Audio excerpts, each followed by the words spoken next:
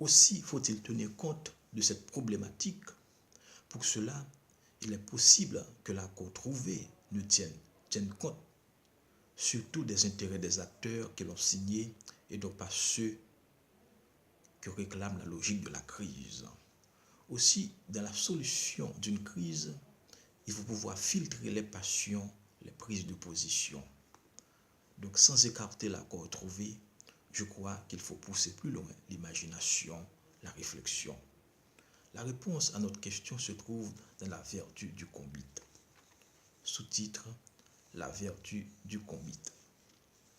La solution à la conjoncture politique actuelle peut être trouvée, selon moi, dans la vertu du combit, cette pratique culturelle et sociale qui prévaut dans le monde paysan. Le combit excède l'ordre juridique constitutionnel. Le combit met aussi en doute l'importation des modèles hégémoniques et l'importance de la culture locale, des savoirs locaux. Il relève de l'imaginaire national collectif. Il naît d'une logique culturelle qui remonte à l'époque coloniale. Cette logique était très originale et ne reposait pas sur l'imitation du modèle occidental comme l'est le système politique. L'ordre politique, économique, social, culturel et juridique en vigueur depuis 1804 ne prend pas en considération l'esprit, l'éthique du combit. L'esprit du combit est le souci de soi, de l'autre, de la communauté. C'est une morale de responsabilité, de l'entraide, du vivre ensemble, du partage, de l'échange. Dans le combit, l'autre et moi sont dans un rapport d'équilibre, de solidarité. Le combit repose sur le souci de soi et de l'autre. La communauté sociale n'est pas régie par l'appât du gain, la logique de l'échange égoïste, mais c'est la logique du don et du contre-don.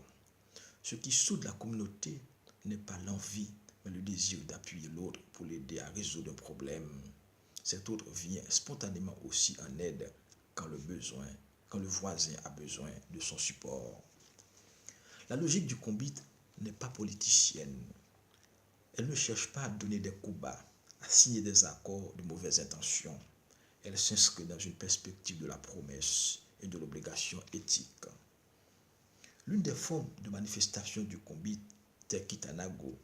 Celui-ci montrait qu'il était possible de se mettre d'accord pour résoudre un problème. L'accord qui permet de résoudre le problème grâce au combit n'est pas le produit du contrat social basé sur le calcul égoïste. C'est plutôt l'imaginaire culturel, cosmogonique qui influe dans le processus du combit. Dans la modernité occidentale, l'ordre politique résulte d'un accord de contrat social fictif qui suppose que les individus se mettent d'accord pour le construire. Les théories politiques de Thomas Hobbes, de John Locke, de Jean-Jacques Rousseau, de Baruch Spinoza misent sur l'individu isolé, égoïste.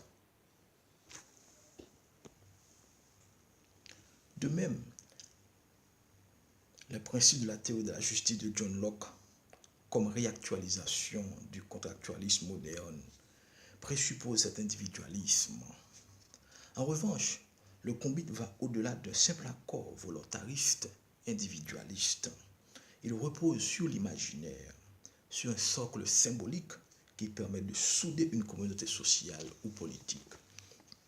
Autrement dit, la solution véritable à la conjoncture politique actuelle haïtienne suppose la capacité de tirer profit du combit en mettant l'accent sur le dialogue, l'entente, la solidarité, le souci de l'autre. Le combit implique le dépassement de soi, le bannissement de la haine, le sens du compromis, l'ouverture d'esprit, le sens du pardon et la nécessité de se mettre d'accord pour trouver un dénouement heureux à une situation difficile. La vertu du combit signifie qu'il faut dépasser les querelles politiques, idéologiques, de personnalité pour voir l'intérêt de la communauté haïtienne. Le combit va plus loin qu'un simple arrangement institutionnel, constitutionnel ou politique. Il s'inscrit dans la longue durée, la durée de l'imaginaire collectif. Ce que nous dit la conjoncture politique actuelle, caractérisée par un vide constitutionnel, c'est la nécessité de tirer profit du combit, de l'imaginaire collectif national pour refonder les bases du vivre ensemble en Haïti. Il y a une étroite relation entre l'imaginaire, et le symbolique. L'imaginaire, ce sont les croyances, les représentations, le système de pensée. Et le symbolique, c'est la mise en œuvre des croyances, des représentations, bref, de l'imaginaire.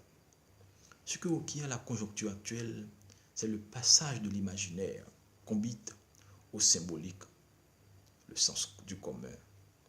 Le passage veut dire mise en pratique du potentiel du combite. L'imaginaire devrait conduire aussi à repenser l'ordre social, politique, juridique, culturel et économique. Il reste donc aux acteurs haïtiens à faire ce saut qualitatif pour mieux saisir la vertu du combite.